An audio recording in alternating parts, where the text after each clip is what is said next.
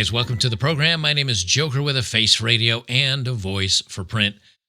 From the New York Post, men need to lower their standards on dating apps, new study shows. Now, many of you are saying, wait, what? They've gone mad to believe this. Obviously, the world has gone crazy. But here's the truth of it. They're actually right. I didn't believe it at first. I read this and I said, this makes no sense. How can you tell men they must open up their selectivity even more to get a date on this? And I read through this. It didn't make much sense to me. The story did, but the idea behind it didn't. And so I ran it through AI, and AI broke it all down and kind of explained it in an interesting way. And ironically, they're right. Now, don't string me up from the closest yard arm, but technically, this post from the New York Post is correct. Men do need to lower their standards even lower if you want to actually match with somebody. From the New York Post, they say there's been a long history that on dating apps, 80% of women are pursuing the top 20% of men, which is correct.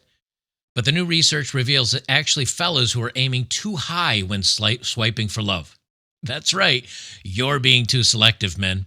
International researchers analyzed the behaviors of almost 3,000 straight dudes of a Czech dating app, and their findings published earlier this week in the PLOS One journal. Now, you might be saying, that's from the Czech Republic or Czech or whatever they call it now, but that's not for the West. Actually, it is, and that's part of what I asked AI to do, is to analyze this against all other data that has come out from other studies similarly in the Western countries, Europe, Australia, etc. And they said, no, actually, this aligns with all those studies. And I know you're saying, but dude, we're already, just to find a hookup, we're already borderline on women I don't want to be with just because I'm trying to get laid or I'm trying to go out on a date or something. You're telling me I have to dip even lower? And the answer to that is, yep, you do. That's how crazy the women have skewed the dating market. They say men tend to express interest in women who are more desirable than themselves, while women typically pursued men of more similar desirability, the team uncovered. To classify how desirable each user was, researchers counted the number of swipes they received from other people on the app. There were more male users, meaning that female users generally ranked more highly in this hierarchy. So because there are more men on the app just using it, in some cases 5 to 20 times more men on the apps, even unattractive women are getting more swipes than the unattractive men, meaning the men have to scale their preferences down even lower if you're hoping to get a match.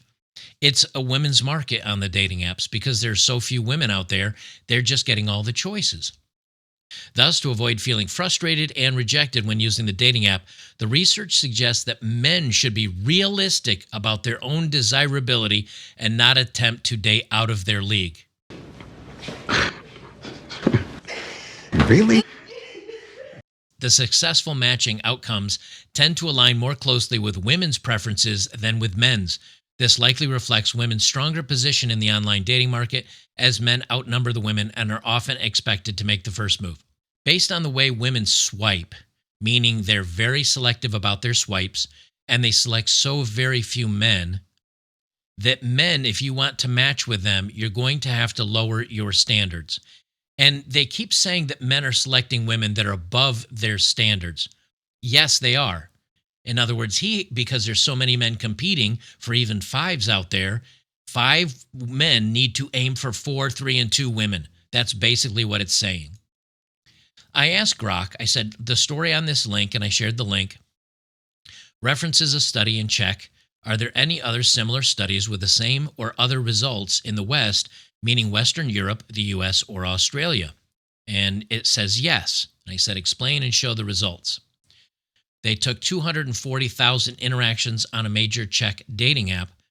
Women were significantly more selective, liking only about 5% of male profiles, while men liked around 50% of profiles, meaning the average man likes the average woman.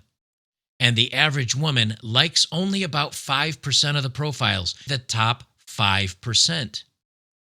They say the asymmetry leads to men receiving far fewer matches, suggesting that men might need to lower their standards or be less selective to increase success rates, which means a 7-man might have to select a 4-woman. A 5-man might select a 2. An 8 guy might have to select a 6. It's reaffirming what we've said, that women have become so selective that if you're a man looking for someone that is equal to your looks, you're out of luck, that you're going to have to lower your standards even further. And on top of that, it further reinforces our correct assumption that 80% of women are chasing against 20% of men, leaving the other 80% of men with no place to go. So what those guys are doing is a 5 is swiping yes on a 10, a 9, an 8, a 7, a 6, a 5. And they're saying you're wasting your time. That's basically what they're saying. You're wasting your time. Lower your standards to women that are probably not as attractive as you are, and you might have a shot. I went down, they go down here through various studies. They talk about the study in the United States where OkCupid did it. They actually gave us our 80-20 expression. Women rated 80% of men as below average in attractiveness, and messaged only the top 20%. Men were less picky, rating women on a more even bell curve and messaging broadly. And that says it mirrors the Czech study. It's selectivity gap, it's called. A 2018 Tinder study published in Science Advances, led by researchers from Queen Mary University of London and others, but U.S. heavy data from over 200,000 Tinder users. The findings: women liked only 10 to 15% of profiles, while men liked 60 to 70%. Men got likes back 0.6% of the time, women 10%. The study modeled this as a feedback loop where men's broad swiping dilutes their appeal, suggesting men could benefit from being more selective. So what they're saying is if you want to not waste as much time, be more selective. But if you actually want to match somebody, you have to be less selective overall. Pew Research Center, same results in 2022. 2023 study on Hinge, same results. Women sent likes to 15% of profiles, men to 45%. Same thing. Studies in Western Europe, same thing. Studies in Australia, same thing. So I re-asked Grok. The headline states men need to lower their standards. What was meant by this, considering women are far more selective? It says right here in the summary, the interpretation aligns with broader patterns in online dating research, where evolutionary and market-driven factors like abundance of options for women amplify these imbalances. The study's implication is practical. By lowering their aspirational targets, men can better navigate the selectivity gap and achieve more mutual connections. If the article or study is misinterpreted in media discussions, it's often oversimplified, but the core message is about strategic realism rather than blanket concessions. In other words, you men need to lower your standards even further and stop wasting your time swiping on all women that you find attractive. But you still must lower your standards if you want to match, because the women are getting too many likes, and then their selectivity gets all screwed up. So if so many men stop selecting them and these women didn't get 10,000 likes, but maybe 100 likes that were more realistic, those guys might have a better shot. The problem is you're trying to get women to realign with reality, and that's definitely not going to happen. So I re-asked this: wouldn't all the study data you previously supplied mean it's actually women that need to lower their standards, as they're the selective ones, only swiping on 5% while men swipe 50% of the time? It says men's aspirational behavior reduces success. The Czech study, the U.S. study, the rest of these found men often swipe on women who rank higher in desirability. And here's what it said that I think is relevant. Women's selectivity shapes the market. Women's low swipe rate, 5 to 15% across studies, reflect a stronger position due to receiving more attention. For instance, Tinder data shows women get 10% match rates versus men's 0.6%, and Pew notes 54% of women feel overwhelmed by messages versus 64% of men feeling ignored. Because women have so many options, their selectivity effectively dictates who matches. The Czech study emphasizes that successful matching outcomes tend to align more closely with a woman's preferences, as their rejections enforce similar desirability pairing. Men swiping broadly doesn't overcome this. It often dilutes their appeal, and the algorithms may penalize indiscriminate swiping. They say, could women be advised to lower their standards instead? Your point that women's high selectivity, 5 to 15% swipe rates, could be seen as the bottleneck has merit and is debated in academic and popular discussions. Here's why advertising women to lower standards might seem logical, but isn't the focus. Women's selectivity is reinforced by market dynamics. Women receive far more likes and messages, an example 20 times more in the 2021 UK study, allowing them to be choosy without reducing matching opportunities. Lowering their standards, in other words, swiping on more men, might increase matches for the men, but might also lead to unwanted interactions. The Australian eHarmony study showed women responded to 15% of messages, often prioritizing quality. Lowering standards might not align with their goals because they'd get more matches. And they don't need more matches because all the thirsty men are trying to get with them anyway. They say women already match at higher rates. Studies like Tyson in 2016 and the 2024 Dutch Bumble study show women's matches rates are 3 to 10 times higher than men's due to their selective swiping. They don't face the same pressure to adjust as their strategy yields results. Men, however, face a numbers game. They say evolutionary and society factors. The Czech study and others cite evolutionary psychology. Women's selectivity reflects preferences for partners with status, resources, or compatibility. Now, in my mind, compatibility probably is attractiveness because most of these apps are based on looks. They say while men prioritize broader availability, advising women to swipe more might conflict with these instincts, especially since the amps amplify their choice. They said to the counter argument, women lowering standards could balance things. If women swiped right more, closer to men's 50%, it could reduce the imbalance, giving men more matches and lessening the need to aim high.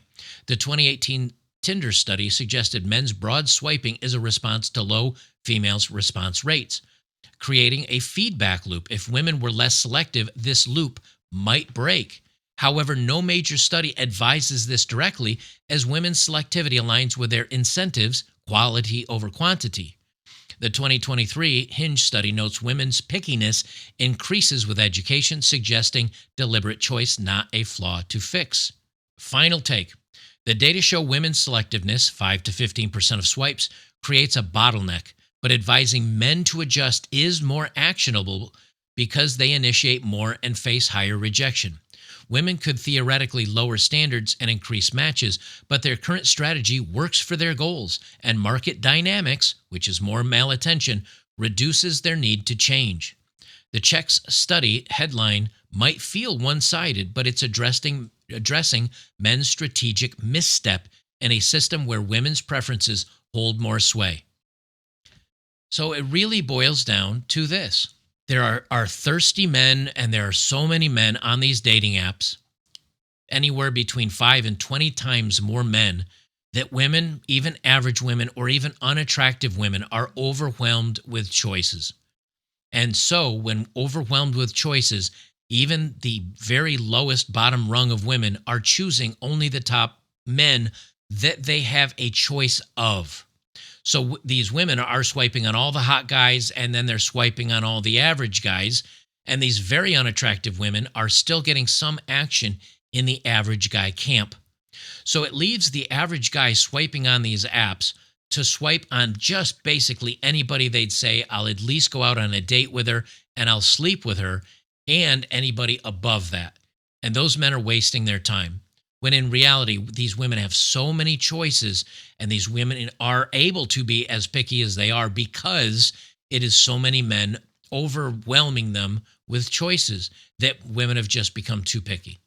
So the advice really boils down to a couple things. Men need to swipe way less on women out of their league, which is true. You know, you're not going to have a shot, but you're wasting your time if you're doing that. And next, if you really actually want to be a match, you need to be the best match a woman of lower quality can get. Meaning that if you're a 6 and you want to have a realistic chance at matching, you probably need to be swiping on 5s, 4s, and 3s because those women have so many choices.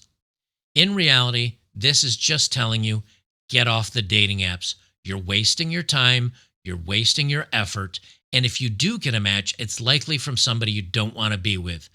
Don't waste your time. Don't lower your standards. Don't give these women their inflated egos and the choices that they think they have. Guys, if you like my work, don't forget to follow me over at betterbachelor.locals.com. We do lots of fun events over there, lots of streams that don't make it over to YouTube, many that don't make it over to Rumble. We do that for an exclusive audience only because it's about behind a paywall, so we can watch MMA together, we can watch football, we can watch movies, and other things that the web in general doesn't like us to do. So come on over, join a great group of like-minded guys over there. I think you'll appreciate it, and we'll see you in the next one.